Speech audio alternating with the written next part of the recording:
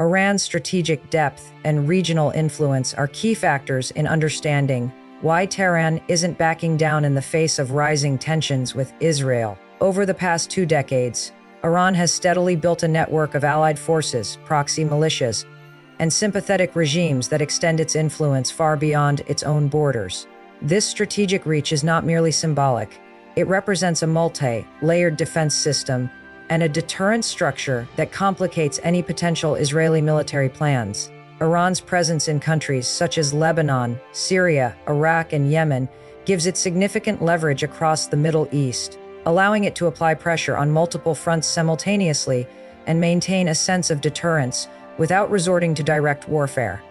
In Lebanon, Iran's most powerful proxy, Hezbollah, stands as a formidable military force on Israel's northern border. With tens of thousands of rockets, trained fighters, and battlefield experience from the Syrian civil war, Hezbollah is not just a terrorist organization in Israeli eyes. It is a strategic threat capable of launching coordinated missile barrages and cross-border incursions. Tehran's funding, arms supply, and ideological support to Hezbollah have transformed the group into a state within a state, and any Israeli military action against Iran would risk igniting a wider war that could draw Hezbollah into the conflict. Israel is well aware that striking Iranian assets could trigger a second front in Lebanon, where the consequences would be devastating for Israeli civilian populations and military infrastructure alike. In Syria, Iran has entrenched itself under the guise of supporting Bashar al-Assad's regime during the country's civil war. Through the Islamic Revolutionary Guard Corps (IRGC) and its Quds Force, Iran has established a web of military bases, logistical hubs, and militia training centers across Syria. While Israeli airstrikes frequently target Iranian installations in Syria, Tehran's commitment to maintaining its presence there has not wavered. The strategic purpose is clear. Syria offers Iran a forward operating base just north of Israel, enabling rapid mobilization of forces and missile capabilities within striking distance of Israeli cities. Iran's persistent presence in Syria keeps Israeli defense forces in a state of constant readiness and disperses their attention and resources, which in turn enhances Iran's deterrence posture. In Iraq, Iran has built substantial influence through various Shia militia groups under the umbrella of the Popular Mobilization Forces, PMF.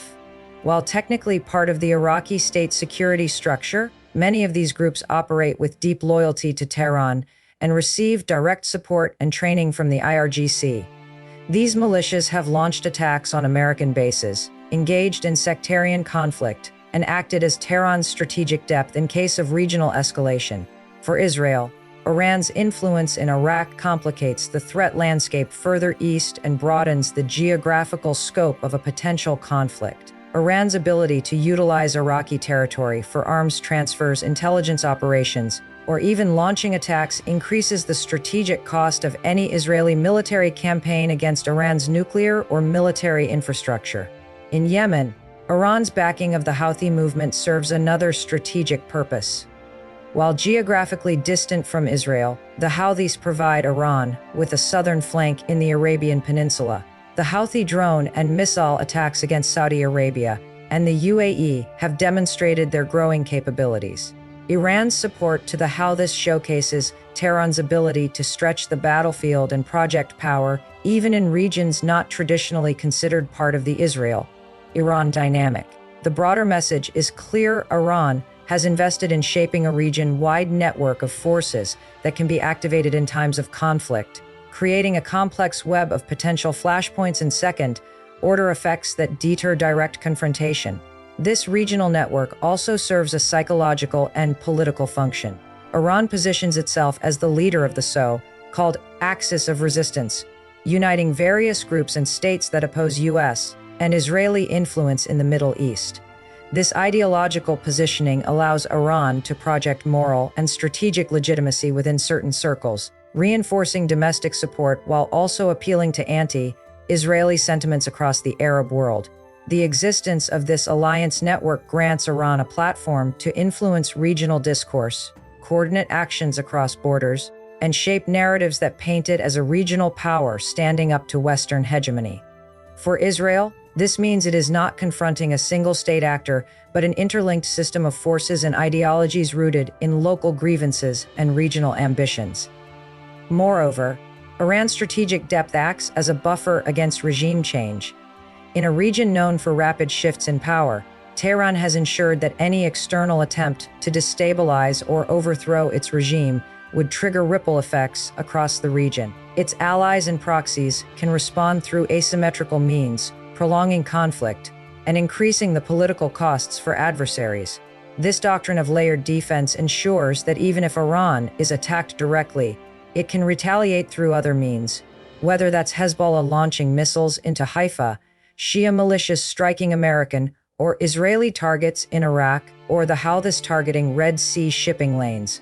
It's a multi-theater strategy designed to avoid conventional war while still maintaining leverage. This strategic calculus is a product of years of planning and real-world conflict experience. Unlike Israel, which maintains superior conventional power with U.S.-backed technology and funding, Iran operates through the logic of distributed warfare. Its resilience lies in redundancy. If one proxy is weakened, another can step up. If one front is suppressed, another can flare up. This distributed model allows Tehran to exert pressure without risking full-scale invasion or nuclear exchange. It's a chessboard where every move is backed by layered consequences, and every ally is a piece in a larger strategic puzzle. This is the core of Iran's strategic depth, its greatest strength, and the reason it refuses to back down. Iran's military resilience in the face of Israeli threats is deeply rooted in its self-reliant defense industry and the impressive evolution of its missile and drone capabilities. For decades, under a regime of international sanctions, arms embargoes, and political isolation, Tehran has systematically developed an indigenous military-industrial complex that not only supports its conventional forces, but also enables asymmetric deterrence against technologically superior adversaries like Israel. This self-reliance is not just a survival mechanism, it is a source of strategic confidence that reinforces Iran's refusal to back down. Iran's military doctrine recognizes that it cannot match Israel or the United States plane or tank for tank.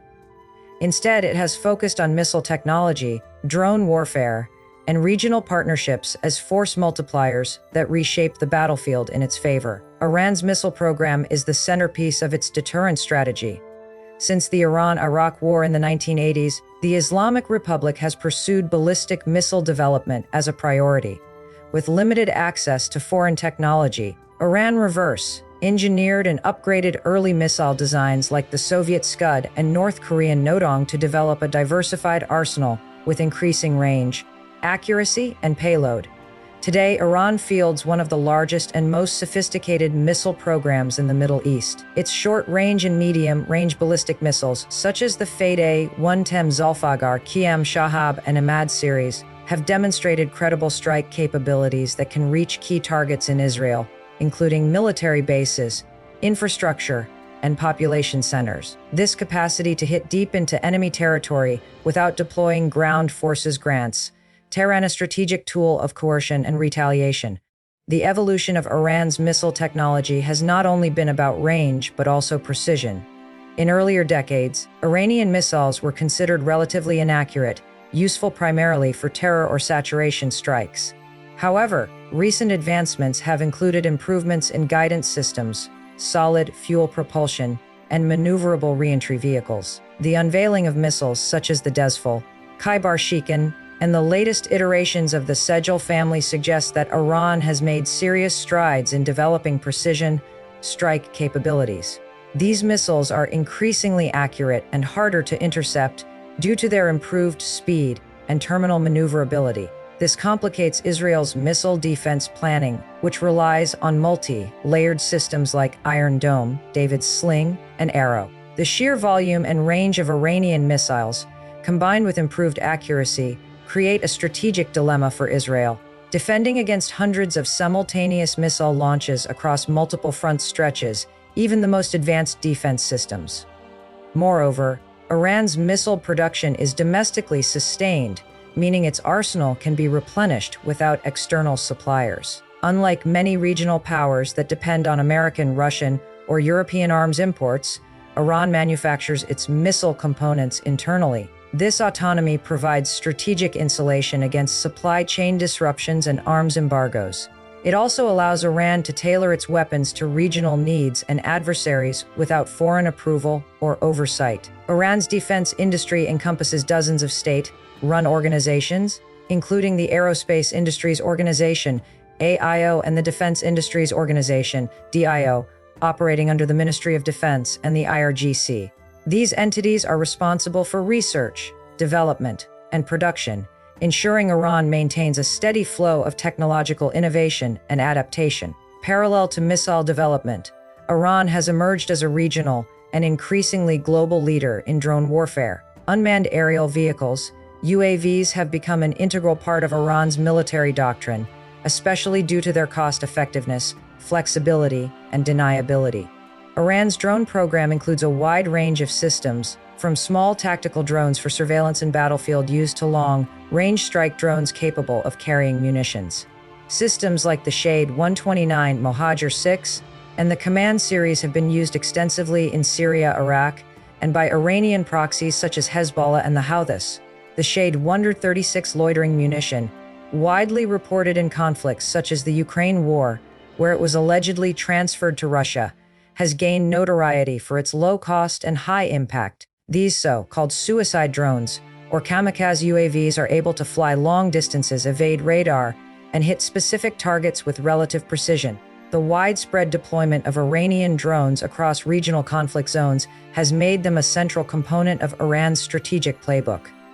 In Yemen, Houthi forces backed by Tehran have used Iranian-made drones to strike targets in Saudi Arabia and the UAE, targeting airports, oil refineries, and military bases. In Syria and Iraq, Iran's UAVs have been used for both surveillance and targeted attacks, including against U.S. positions. Hezbollah reportedly operates an arsenal of Iranian drones in Lebanon, capable of reconnaissance and combat missions inside Israeli territory.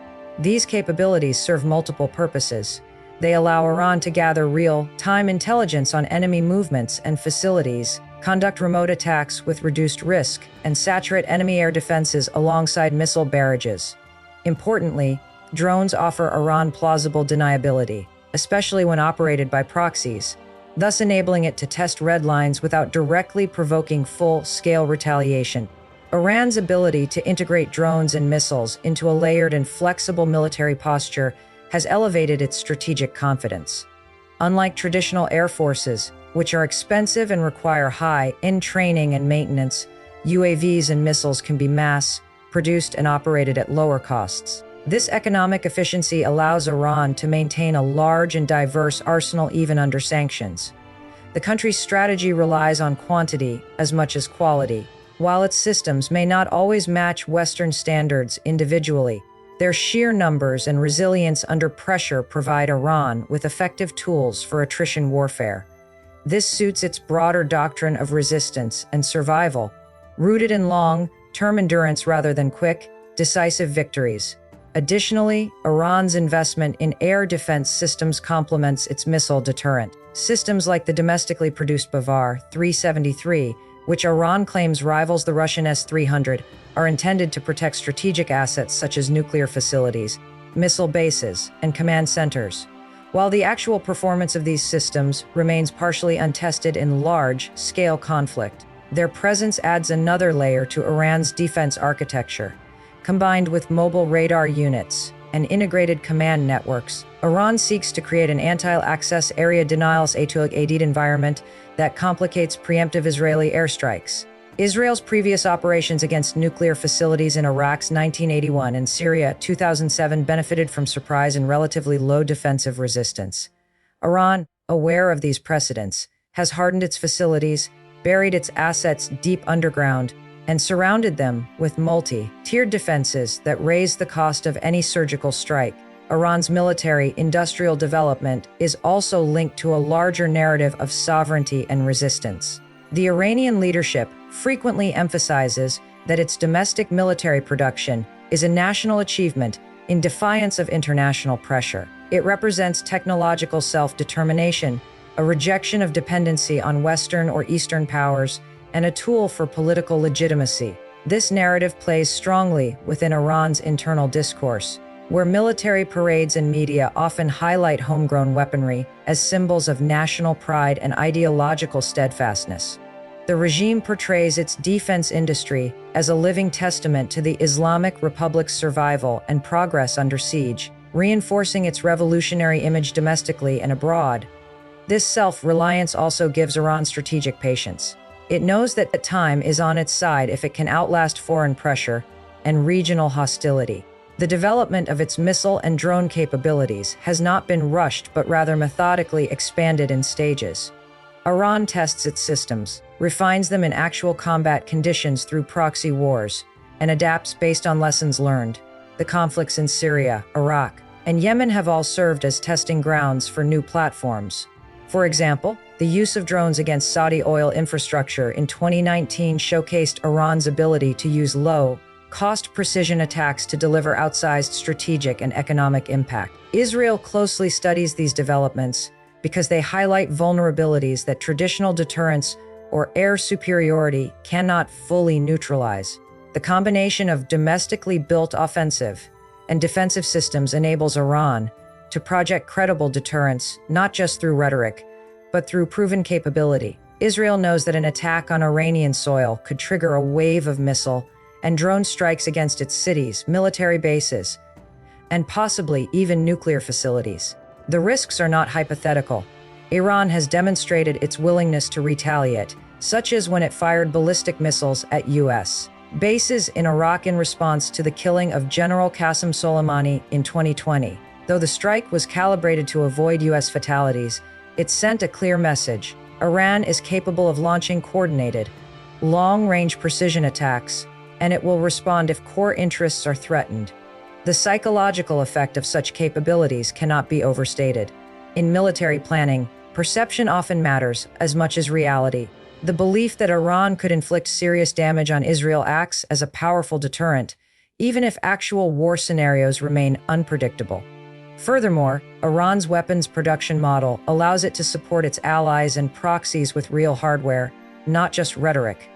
It ships missile kits, drone components, and training across its network, amplifying its strategic footprint without direct intervention. This capability means that Iranian technology is embedded across multiple battlefields, from Gaza to Beirut to Sana'a. Israeli planners are not only concerned about what Iran can do from its own territory, but what it enables others to do on its behalf. The proliferation of Iranian drone and missile technology across the region multiplies the number of threats Israel must prepare for, diluting the effectiveness of focused retaliation and increasing the fog of war. If Iran is attacked, its allies can strike from multiple directions using Tehran-supplied tools, making any Israeli escalation a gamble with unpredictable consequences. All of this culminates in a posture of strategic defiance. Iran is not simply bluffing when it pushes back against Israeli threats.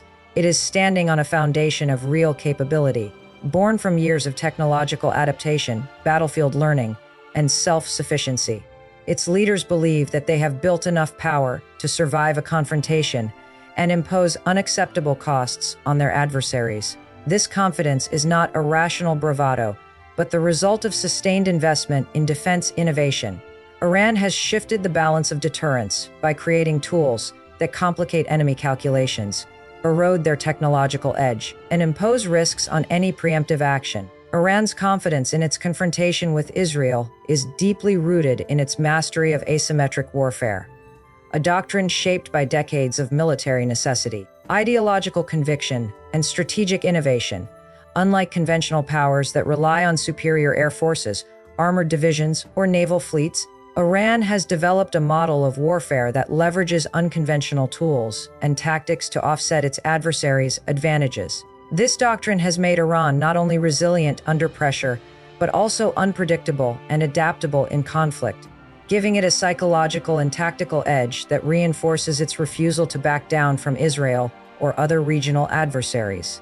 Asymmetric warfare is not merely a tactic for Iran, it is the very foundation of its defense strategy, foreign policy projection, and national security identity. At the heart of Iran's asymmetric strategy is the concept of proxy warfare. Iran's use of non-state actors across the Middle East is perhaps its most visible and effective application of this doctrine. Through ideological, financial, and military support, Iran has cultivated a network of loyal groups that operate semi-independently but serve Tehran's broader strategic interests. These include Hezbollah in Lebanon, various Shia militias in Iraq, the Houthis in Yemen, and factions in Syria and the Palestinian territories. These groups act as forward operating arms of Iranian policy. They provide Tehran with deniability while also enabling it to wage war beyond its borders without risking the direct involvement of its conventional forces. Iran's proxy model allows it to influence conflicts and apply pressure across the region without triggering full-scale war that could be brought on by overt military action. Hezbollah, Iran's crown jewel in proxy warfare, exemplifies the sophistication and depth of this asymmetric approach. Based in Lebanon, Hezbollah has evolved from a guerrilla resistance group into a powerful political and military force. It boasts an arsenal of rockets and missiles that rivals the inventory of some national armies and possesses a highly trained fighting force hardened by years of battle experience in Lebanon and Syria. Hezbollah's infrastructure includes underground bunkers, command centers, and rocket launch sites strategically embedded within civilian areas, making it difficult for Israel to conduct airstrikes without incurring civilian casualties or global condemnation. The use of such tactics is emblematic of asymmetric warfare, leveraging civilian terrain, psychological warfare, and information operations to neutralize the technological superiority of the enemy. Iran's role in building, training, and arming Hezbollah has made the group a constant deterrent against Israeli aggression.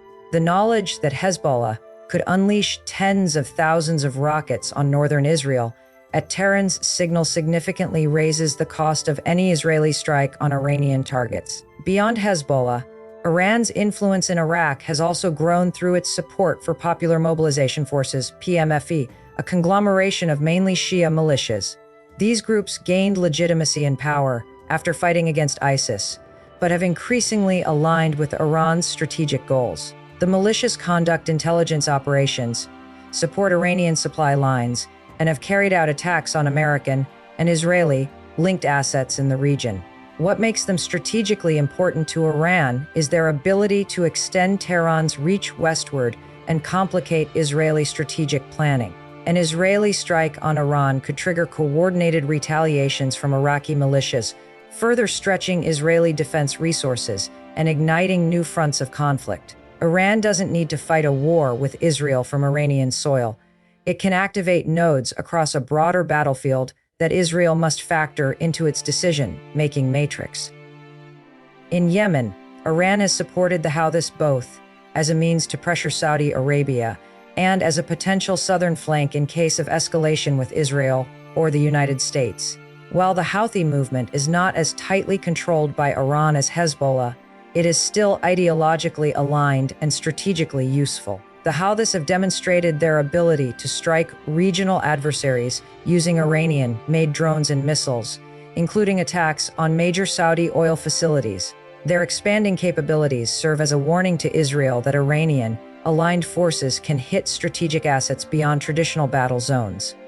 Moreover, Iran's support to the Houthis signals its capability to use asymmetric warfare to stretch conflicts beyond predictable geographies, placing pressure on enemy coalitions and straining their military capacities.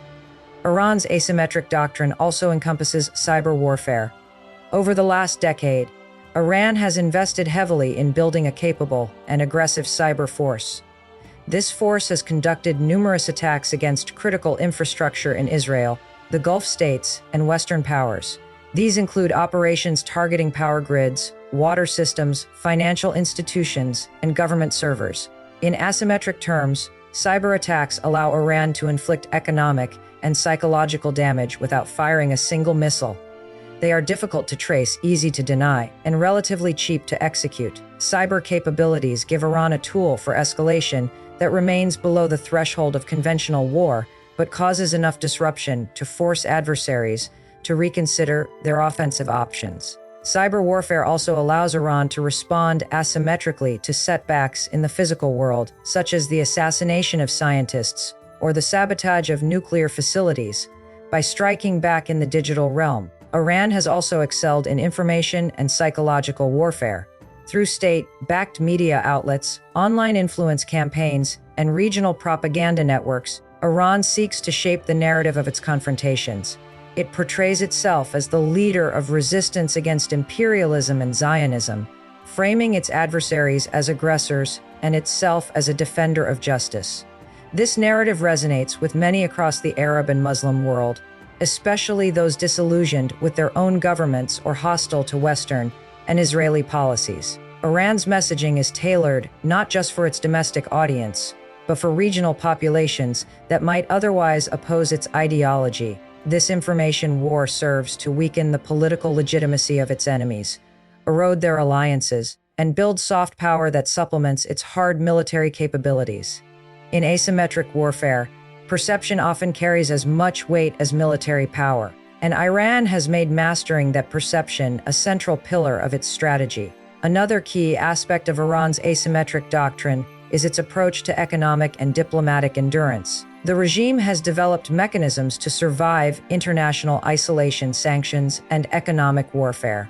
While not traditionally viewed as part of asymmetric warfare, Iran's ability to withstand economic pressure through smuggling networks, regional trade deals, cryptocurrency use, and illicit financial channels is essential to its military resilience. Economic self-sufficiency allows Iran to continue funding its military and proxy forces even under heavy sanctions.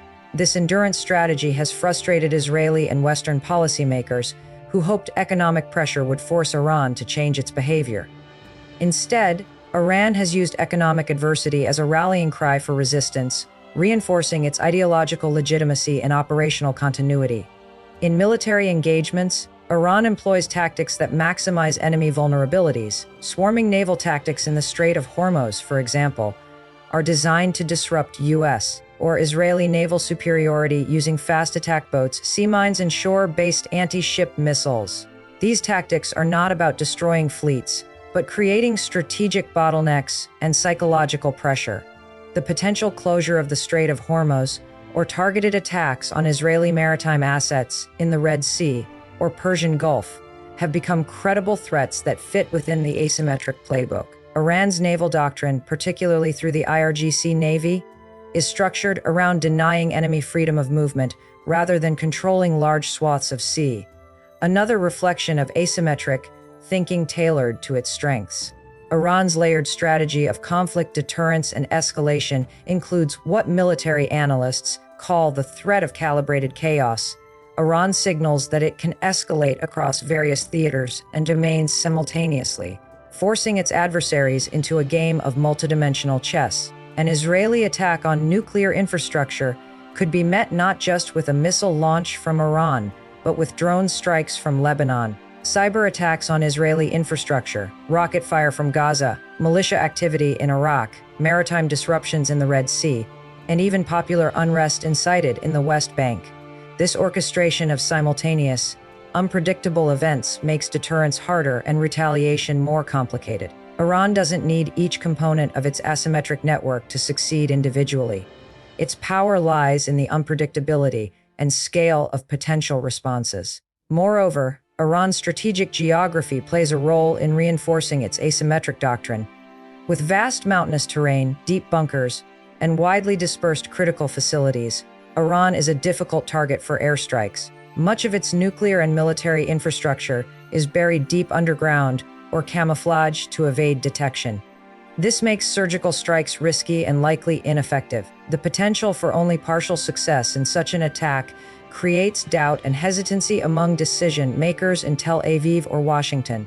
Iran exploits this geographic advantage by combining it with its deterrence posture, signaling that any limited gains by the enemy will be matched by a disproportionate retaliation, making the cost-benefit calculation extremely unfavorable. The Iranian leadership's commitment to asymmetric warfare is also ideologically reinforced. From the very beginning of the Islamic Republic, the regime has positioned itself as the underdog fighting against global superpowers. This David versus Goliath framing isn't just propaganda. It influences actual military planning. Iran trains its forces to resist occupation, fight in decentralized units, and prioritize martyrdom and ideological commitment over conventional victory. The IRGC, in particular, has institutionalized this mindset through rigorous political indoctrination, emphasizing loyalty to the supreme leader and the revolutionary cause. This ideological training ensures that even Iran's conventional forces fight unconventionally, blurring the lines between regular army and irregular tactics. This ideological layer makes Iran's asymmetric doctrine harder to dismantle because it is embedded in the worldview of its military leadership and rank-and-file soldiers. Iran's asymmetric success also emboldens its leaders diplomatically. Knowing that they possess tools to inflict harm and survive retaliation gives Iran negotiating leverage. It allows Iranian diplomats to enter talks from a position of strength, confident that the country can survive militarily, economically, and politically even in the face of continued pressure. This confidence reduces Iran's incentive to capitulate or make significant concessions, especially when it perceives that its enemies are hesitant to escalate due to the risks involved. As a result, Iran's asymmetric capabilities don't just serve military purposes, they shape its broader foreign policy behavior and strategic calculus. The very structure of Iran's armed forces reflects the centrality of asymmetric warfare. The IRGC and the regular army's Artesh serve different functions, but are deeply interconnected. The IRGC is tasked with protecting the revolution and projecting asymmetric power abroad, while the Artesh handles conventional defense. However, in recent years, the IRGC has assumed increasing control over Iran's missile program, cyber operations, drone warfare, and extraterritorial activities. This dominance ensures that the asymmetric model remains at the center of Iranian defense planning. The IRGC's Quds Force, once led by General Qasem Soleimani, epitomized Iran's external asymmetric strategy, coordinating proxy operations, directing regional campaigns, and building coalitions of ideologically aligned actors. Even after Soleimani's assassination, the structure and mission of the Quds Force continue unabated, underscoring the institutional permanence of Iran's asymmetric vision. Israel, in response, has adopted its own asymmetric measures, including targeted assassinations, cyber sabotage, and covert operations. However, Iran's distributed and redundant systems, as well as its hardened ideological infrastructure, symbol of national sovereignty and resistance. Tehran's leadership saw how nuclear capability could alter a country's strategic posture, making even its most powerful adversaries think twice before initiating military action. But instead of directly building a nuclear weapon, Iran adopted a layered approach that emphasized research, infrastructure, and plausible deniability. This policy of nuclear ambiguity echoes the doctrine of strategic hedging. Iran wants the world, and especially its adversaries, to believe that it could develop a nuclear weapon relatively quickly if pushed too far. By building uranium enrichment facilities like Natanz and Fordo, by stockpiling low-enriched uranium, and by investing in ballistic missile technology capable of delivering warheads, Iran has created the impression of a country that is always a few steps away from breakout capability. Yet at the same time, Iranian leaders assert that they have no intention of building nuclear weapons, often citing religious edicts and international treaties to support their claims. This contradictory posture is not a sign of indecision, but of strategic brilliance.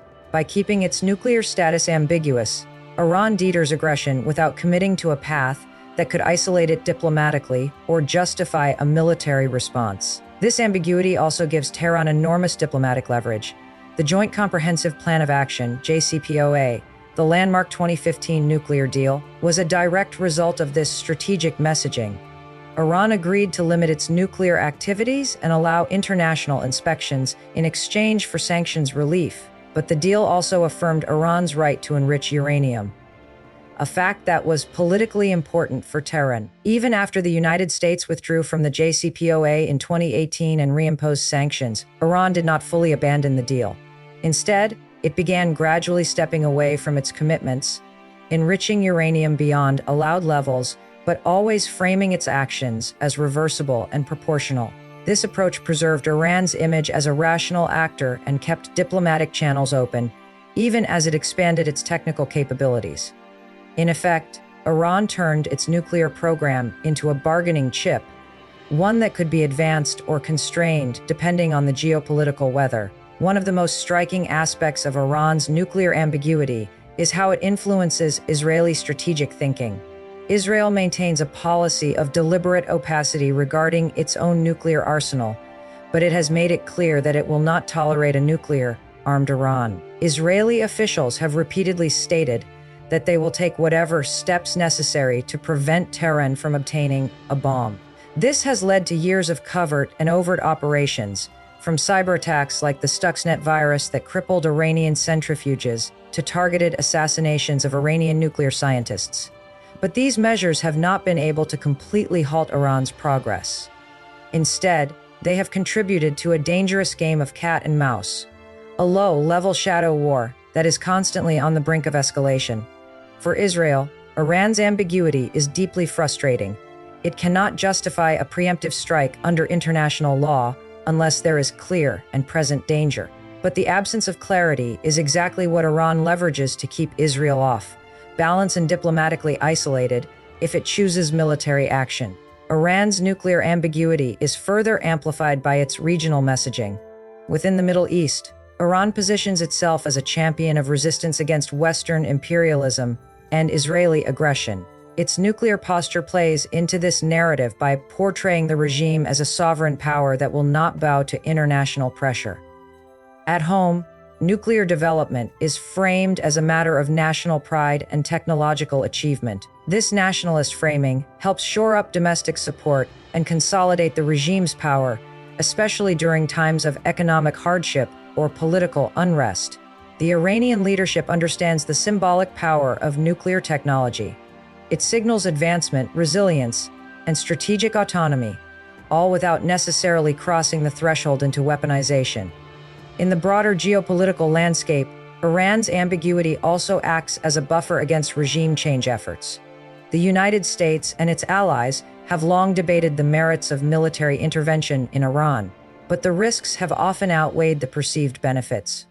A direct attack on Iranian nuclear facilities could trigger a wider regional war, especially given Tehran's ability to retaliate through its proxy network. The mere possibility that Iran could quickly weaponize its nuclear material in response to a strike creates a powerful deterrent.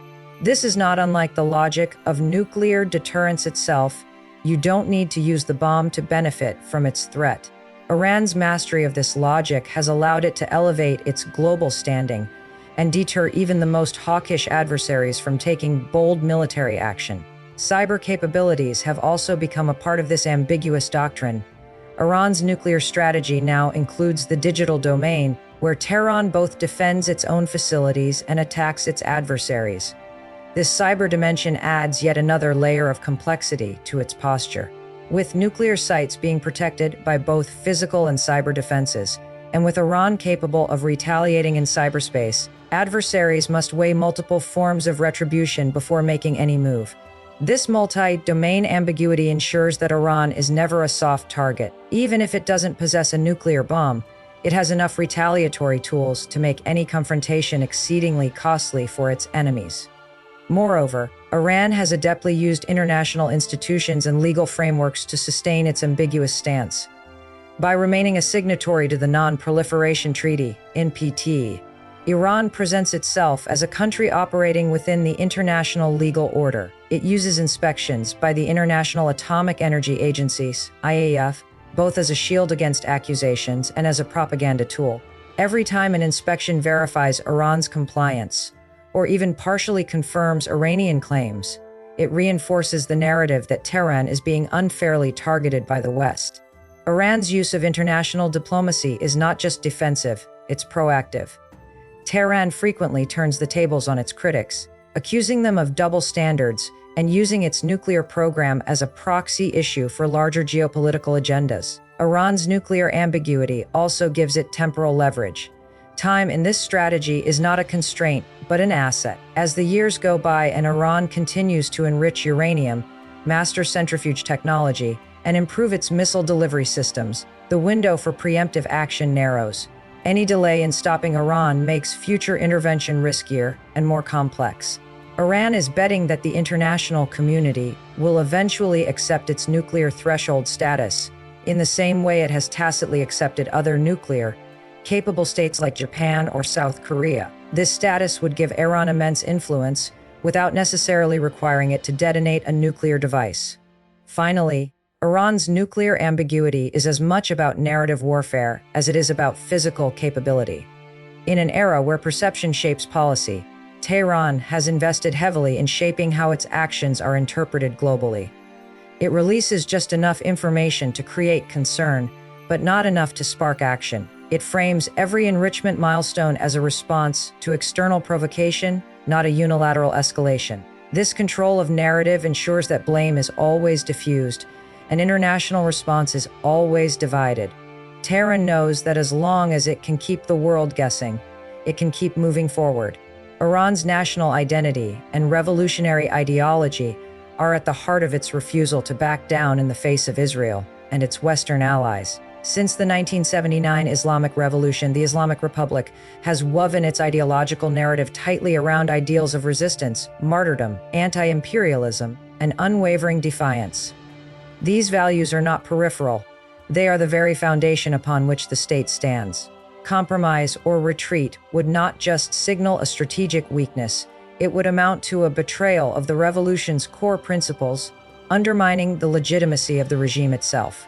Iran's leadership, military institutions, and mass mobilization campaigns are all built to reinforce this narrative, ensuring that the state's position and its confrontation with Israel are seen as matters of sacred duty that cannot be abandoned. From the moment Ayatollah Khamenei seized power, the revolution was cast as an act of liberation and emancipation from Western domination. The overthrow of the Shah was not merely a regime change, it was presented as a broader statement against external interference, especially from the United States and its allies. Anti-American and anti-Zionist slogans were plastered on the walls of Tehran, championed in Friday prayers, and embedded in state propaganda. This ideology created a sense of identity that went beyond politics. It became religious, moral, and universal. In that context, Iran's opposition to Israel was not simply about the Israeli-Palestinian conflict. It became a symbol of resistance against perceived global oppression. Over decades, this narrative has been continually reinforced through education, media, cultural productions, and public ceremonies. You cannot remove Israel from Iran's political lexicon without unraveling the identity the revolution built. Within the structure of the Islamic Republic, the Revolutionary Guards, or the Islamic Revolutionary Guard Corps, IRGC, are both the guardians and symbols of this ideological state. They carry forward the legacy of resistance, observing their role as defenders not just of Iran's borders, but of its revolutionary identity. The IRGC's political and cultural messaging portrays the regime as fighting existential threats from Great Satan, America, and Little Satan, Israel. Its slogans, murals, and speeches invoke memories of martyrdom in battlefields from Lebanon to Iraq to Syria. This language is not mere rhetoric. It is a doctrinal directive embedded in the organization's rewriting of history, civic engagement, and international posture. When IRGC leaders issue statements rejecting compromise or refusing to run away from threats, they are speaking from a deep ideological conviction that retreat is not an option. It would erode their raison d'etre. This revolutionary identity also permeates Iran's education system and cultural sphere. Textbooks, classroom teachings, youth camps, and state-sponsored television dramas portray the imposed wars of Iran's early years and the proxy conflicts of recent decades as chapters in an ongoing struggle.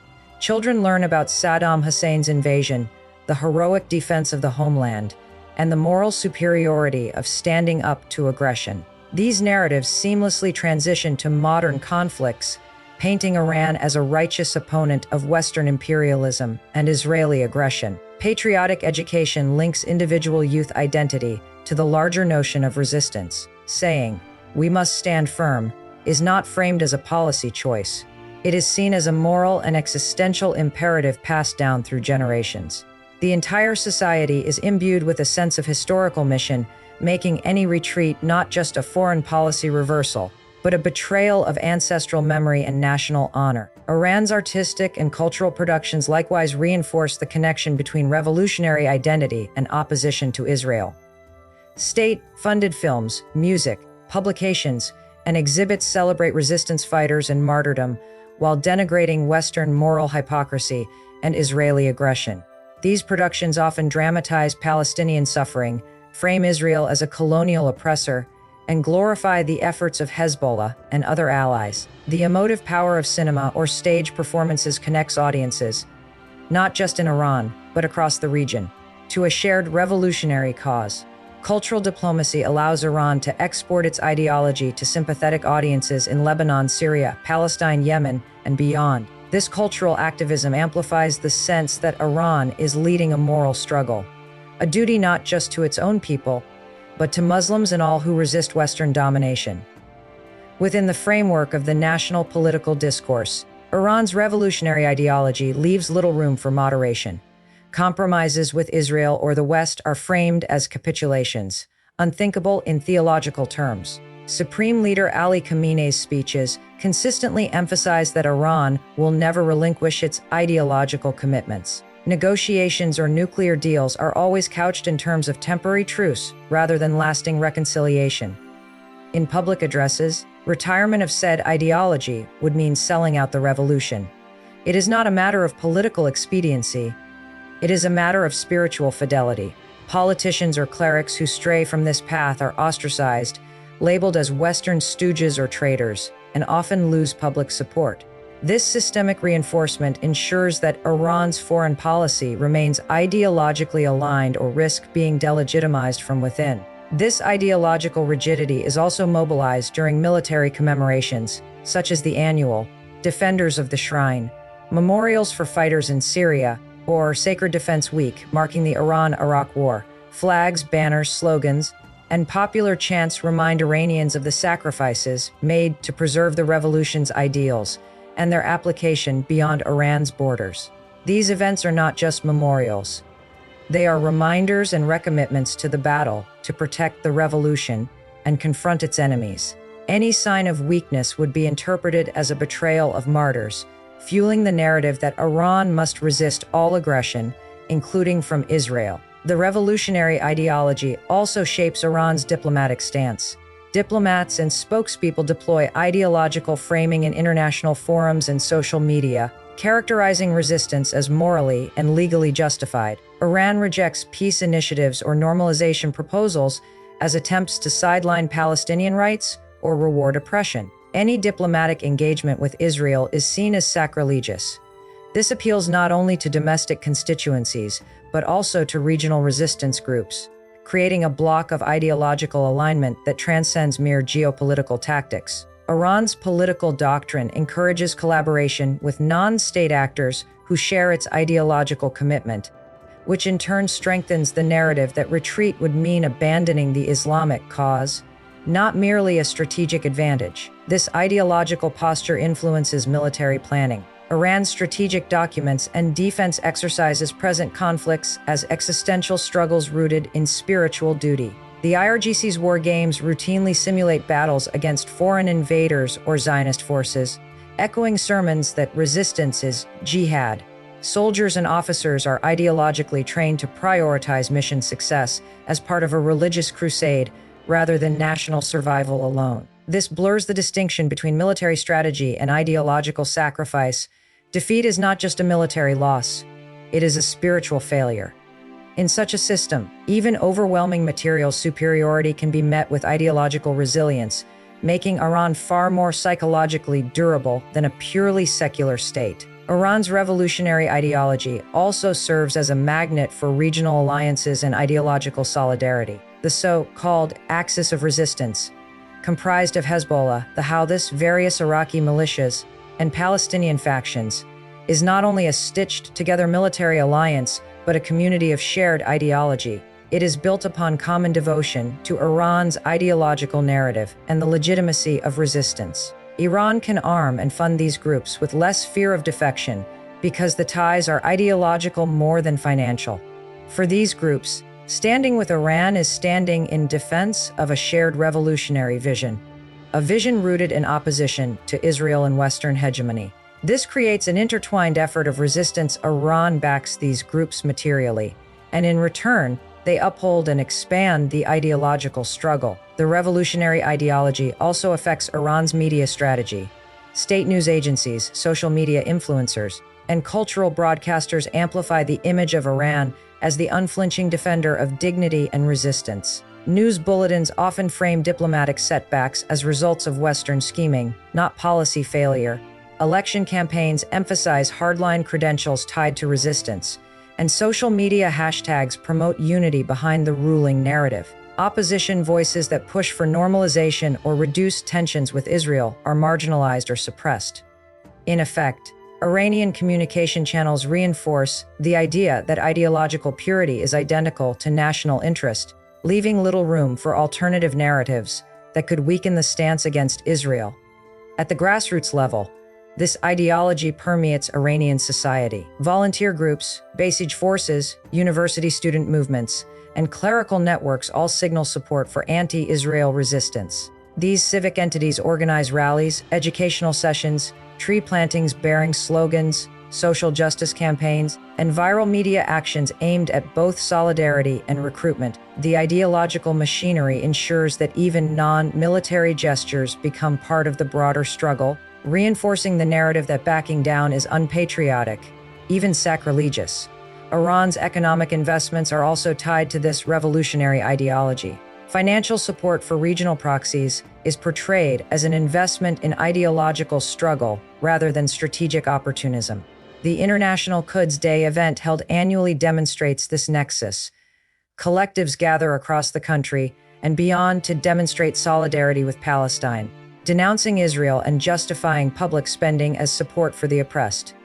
Iran's budgetary decisions, like allocating funds for proxy militias across the region, are justified by revolutionary doctrine, making them difficult to reverse without ideological consequences. Iran's revolutionary ideology also insulates it from criticism. Opponents both inside and outside Iran, who question the country's confrontational posture, are labeled as agents of Western influence or moral degenerates. Mainstream Iranian intellectuals face pressure when they question conflict with Israel. Critics become easy targets for accusations of betrayal. This climate of fear ensures that ideological narratives are not just promoted, but enforced through social and institutional pressure.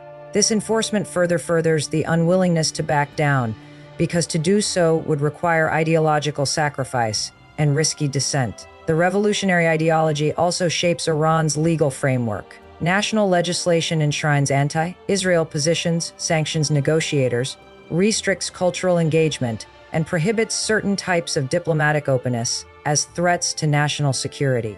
These legal strictures make compromise not just politically risky but legally onerous. Any deviation from the official line on Israel could lead to prosecution, further reinforcing that policy is embedded in law, and law is rooted in theology and ideology. This deeply embedded revolutionary ideology also has psychological impact on Iran's leadership. Supreme Leader Ali Khamenei and his inner circle are ideologically committed to the revolution's principles above personal interest. Khamenei's speeches reveal absolute conviction that Israel cannot and should not be tolerated, and that resistance must continue indefinitely. Such an ideology leaves no option for a soft landing or a peace deal, even if substantial concessions are offered by adversaries, because ideological loyalty is non-negotiable. The national storytelling operates like a trap. Everyone involved in governance understands that any deviation from the revolutionary line amounts to ideological betrayal. International relations scholars often compare Iran's identity-based foreign policy to a religious crusade merged with realpolitik. This duality allows Tehran to wield a soft, power brand of ideological leadership while simultaneously engaging in hard power tactics behind the scenes. That duality equips Iran with a resilience rarely seen in more pragmatic regimes. Even in the face of extensive sanctions or battlefield setbacks, Iran's revolutionary ideology ensures that domestic cohesion holds, and resistance remains non-negotiable. The culmination of all these elements, historical memory, institutional reinforcement, cultural integration, legal embedding, psychological entrenchment, and regional alliance building creates a political environment in which backing down is not a choice. Iran's revolutionary identity has been successfully fused with strategic decision, making so that policy, or refusal of policy, is a reflection of ideological fidelity. For Iran's leadership, retention of this ideological commitment is synonymous with retaining statehood and legitimacy. In this context, compromise with Israel is not just seen as a surrender of territory or influence, it is a collapse of the moral and spiritual foundation of the revolution, threatening the entire state system that was built upon it.